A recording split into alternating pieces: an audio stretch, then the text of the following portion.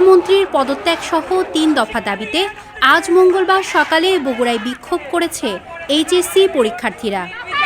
শিক্ষার্থীরা সকাল 10টায় শহরের আলতাফুন্নেসা খেলার মাঠে একত্রিত হন। এরপর বিক্ষোভ মিছিল নিয়ে শহরের সাতমাথায় বীরশ্রেষ্ঠ স্কয়ারের পূর্ব পাশের সড়ক অবরোধ করে অবস্থান নেন। পরে বেলা 12টায় জেলা প্রশাসনের নিকট শিক্ষার্থীরা তাদের দাবি জানিয়ে আবারও সাতমাথায় অবস্থান নেয়। এ সময় সড়কে সরকারি আজিজুল হক কলেজ, সরকারি শাহ সুলতান কলেজ, বিয়াম মডেল স্কুল ও কলেজ সহ জেলার বেশ কয়েকটি শিক্ষা প্রতিষ্ঠানের শিক্ষার্থীদের আন্দোলন করতে দেখা যায়। আন্দোলনকারী শিক্ষার্থীরা জানায় তাদের দাবিগুলো হলো দেশের দুর্যোগ পরিস্থিতি পুরোপুরি স্বাভাবিক না হওয়া পর্যন্ত চলমান এইচএসসি পরীক্ষা স্থগিত রাখতে হবে। বৈরী আবহাওয়ার কারণে সোমবারের পরীক্ষায় অংশ নিতে না পারা শিক্ষার্থীদের পুনরায় পরীক্ষার সুযোগ দিতে হবে এবং আগামী 24 ঘন্টার মধ্যে শিক্ষামন্ত্রীর পদত্যাগ নিশ্চিত করতে হবে।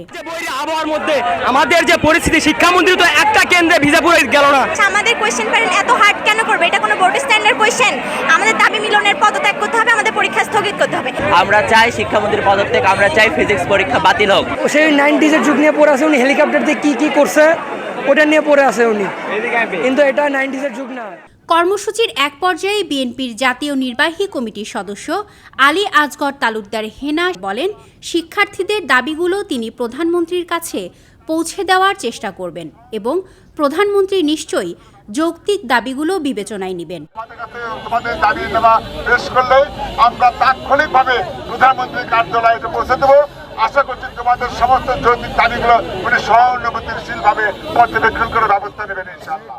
এ সময় বগুড়া সিটি কর্পোরেশনের প্রশাসক এম.আর. ইসলাম স্বাধীন শিক্ষার্থীদের উদ্দেশ্যে বলেন, আইন শৃঙ্খলার প্রতি শ্রদ্ধাশীল থাকতে হবে। অভিভাবক হিসেবে তারা শিক্ষার্থীদের পাশে থাকবেন বলেও আশ্বাস দেন। তোমরা সবাই আইনের প্রতি শ্রদ্ধাশীল থাকো, তোমাদের দাবি পূরণের জন্য যা করা লাগে আমরা তোমাদের পাশে থেকে করব ইনশাআল্লাহ।